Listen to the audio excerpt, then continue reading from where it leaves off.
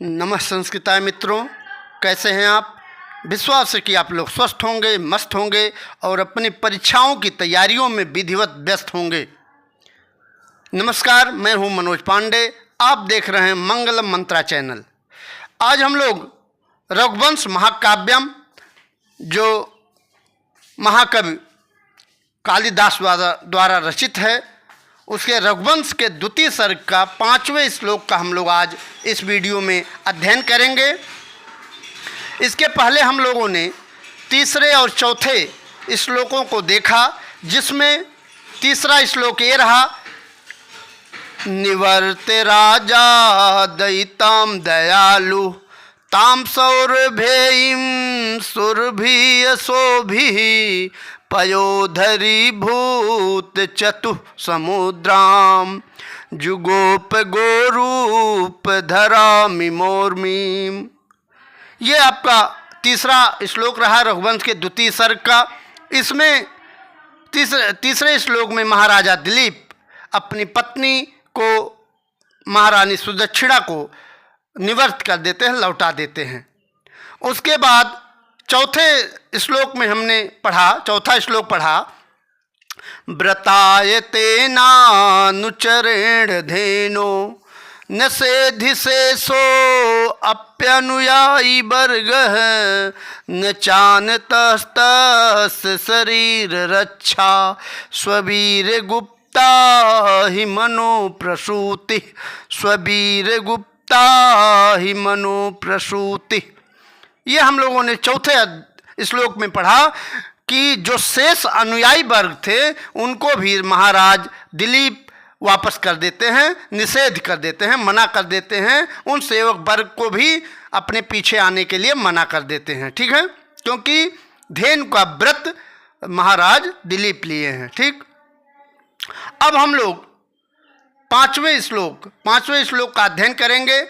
यह वीडियो उन बच्चों के लिए महत्वपूर्ण है जो बिहार स्टेट या बिहार से संबंधित जो भी परीक्षाएं हैं संस्कृत संबंधित, उसमें जिसमें रघुवंश है उनके लिए, और जो बच्चे जीआईसी प्रवक्ता, यूपी जीआईसी या फिर बिहार जीआईसी प्रवक्ता के लिए तैयारी कर रहे हैं, उनके लिए यह वीडियो महत्वपूर्ण होने वाली है।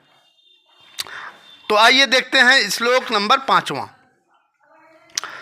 देखते हैं, आस्वादवद्भिः कवलस्त्रीणानां कण्डूयनैदंस निवारणैश्च अव्याहतैश्वरीर्गतैः तस्याः सम्राट समाराधन तत्परोऽभूत्।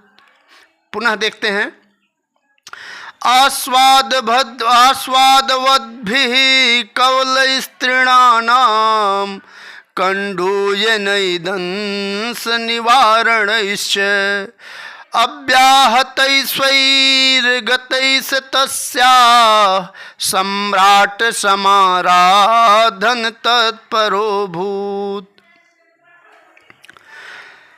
फिर यहाँ से आइए अर्थ को देखते हैं, अर्थों को इसके बारे में देखते हैं, अर्थ क्या कहता है। ठीक है, इस 5वें श्लोक का अर्थ देखते हैं।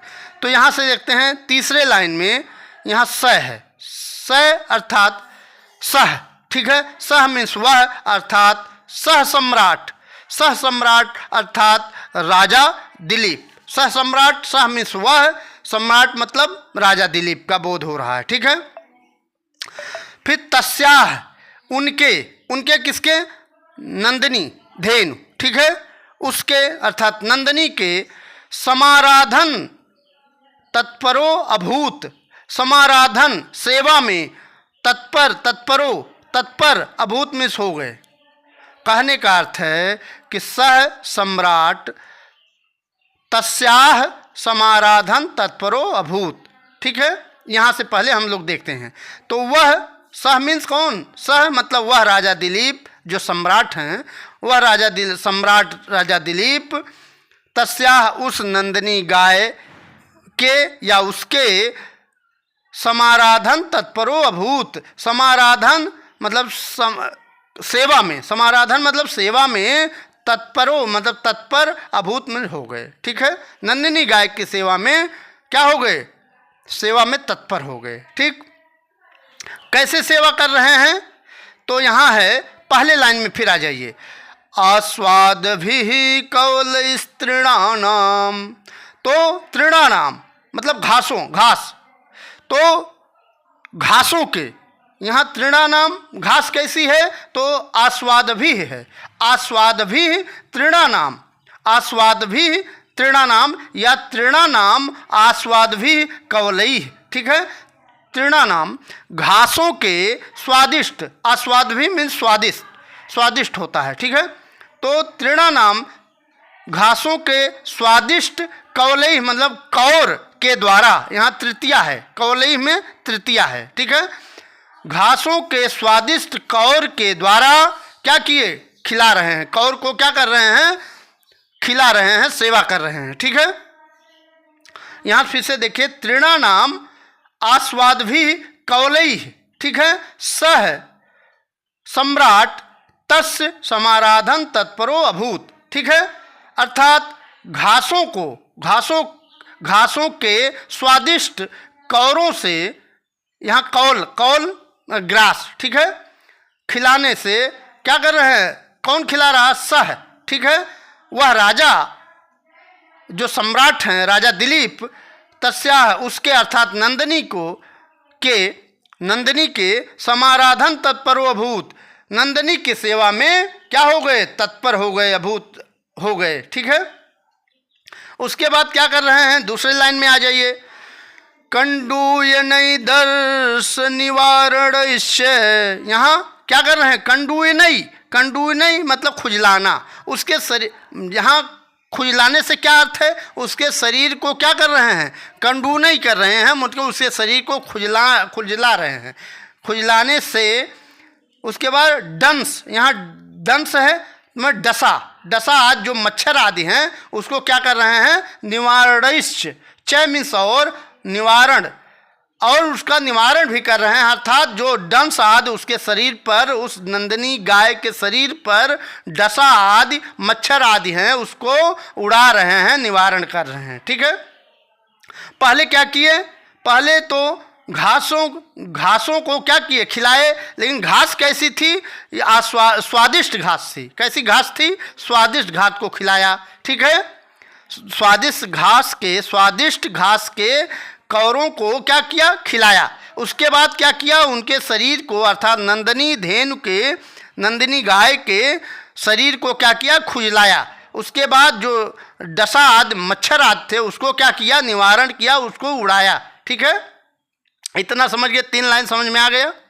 फिर इतना है, फिर आइए, अव्याहतई स्वैर्गतई से तस्याः, अव्याहतई, अव्याहतई मतलब बिना व्यवधान के, अव्याहतई मतलब बिना व्यवधान के, स्वैर्गतई, स्वैर्गतई मतलब स्वच्छंदता पूर्वक, मतलब जहाँ वो गाय जा रही है उसको जाने दे रहे हैं, उसको रोक टोक नहीं कर रहे हैं महाराज राजा दिलीप। ठीक है, इतना समझ गए, मतलब गाय, नंदिनी धेनु गाय जहाँ भी जा रही है, जिस दिशा में जाना चाह रही है वह जा रही है, और महाराज राजा दिलीप उसके पीछे पीछे चल रहे हैं। ठीक है, और सेवा में क्या है, तत्पर हैं महाराजा दिलीप। ठीक, तो विश्वास है कि आपको प्रत्येक शब्दों का अर्थ समझ में आ रहा होगा। ठीक है, अब इसके अर्थ को भी आगे देखते हैं।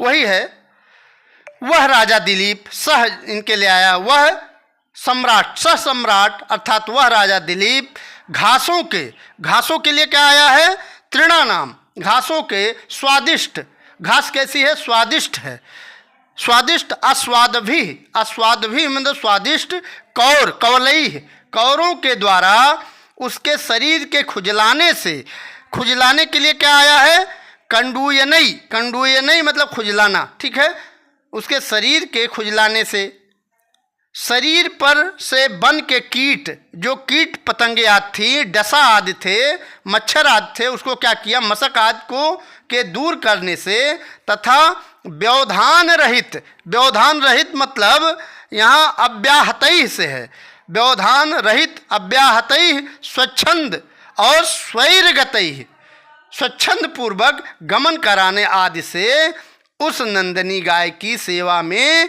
लग गए। तस्याह, तस्याह से किसका बोध हो रहा है? नंदनी धेनु का, गाय का। ठीक है, उसके बाद आगे देखते हैं इसमें कौन सी धातु प्रत्यय लकार है। ठीक है,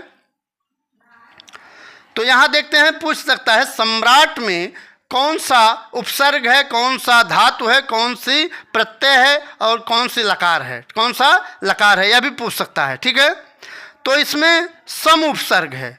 उसके बाद राज क्या है? राज धातु है, क्विप प्रत्यय है और प्रथम पुरुष एक वचन का रूप है सम्राट। ठीक है, इसको मिला देने से सम्राट बनेगा। ठीक, फिर आता है आस्वाद भी। आस्वाद भी में स्वादिष्ट होता है। ठीक है, तो आ उपसर्ग है और स्वद धातु है, घै प्रत्यय है और तृतीया बहुवचन का रूप है। इतना समझ गए।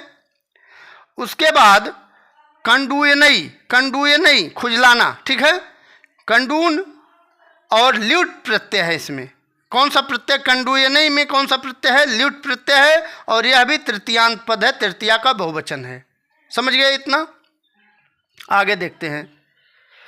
फिर आ सकता है कि इसमें समास पूछ सकता है कि दंश निवारणम में कौन सा समास है। ठीक है, दंश निवारणम में कौन सा समास है ये पूछा जा सकता है। ठीक है, तो दंश निवारणम में दंसा नाम निवारणम, दंश निवारणम। ठीक है, इसमें भी षष्ठी तत्पुरुष है। ठीक, फिर अव्याहतैः, न व्याहतैः इति अव्याहतैः, नई तत्पुरुष समास है। कौन सा समास? नई तत्पुरुष समास है। ठीक है, अब आइए देखते हैं इससे बनने वाले प्रश्नों के बारे में। अर्थ को जान लिए, समास को जान लिए और इसमें धातु प्रत्यय लकार जान लिए। अब इससे बनने वाले प्रश्नों को देखते हैं। ठीक है, पूछ सकता है कि अस्मिन् पद्ये क्रियापद किम, अस्मिन् पद्ये क्रियापद किम, तो क्रियापद कौन सा है? क्रियापद क्या है? इसमें क्रियापद है अभूत। ठीक है, क्रियापद क्या है? अभूत। ठीक है, फिर पूछा जा सकता है अव्याहतैः इत्यत्र कः समास है? अव्याहतैः, अव्याहतैः में पूछ सकता है कौन सा समास है।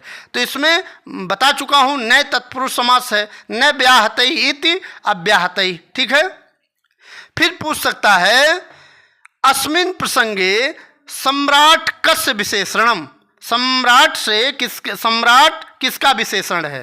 तो राजा दिलीप का विशेषण है सम्राट। ठीक है, सह यहाँ आया है उनके लिए। ठीक, फिर पूछ सकता है कि तस्या पदे कस्य बोध्यते, तस्या, यहाँ तस्या जो आया है ये इससे किसका बोध हो रहा है? तो इससे नंदनी धेनु का बोध हो रहा है। ठीक है, फिर पूछ सकता है आस्वादभी इत्यत्र का विभक्ति, आस्वादभी यहाँ पूछ सकता है आस्वादभी में कौन सी विभक्ति है, यह भी पूछा जा सकता है।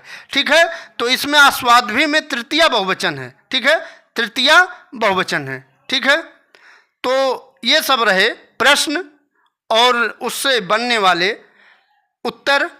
प्रश्न उत्तर देख लिए, शब्दार्थ देख लिए, उसके अर्थों को देख लिए और उससे बनने वाले प्रश्नों को हम लोग देख लिए। ठीक है, आज यहीं तक। छठा श्लोक लेकर के अगले दिन मैं पुनः आपके सामने उपस्थित होंगे। तब तक के लिए हमें आज्ञा दीजिए। नमस्कार, नमः संस्कृताय, जय हिंद, वंदे मातरम।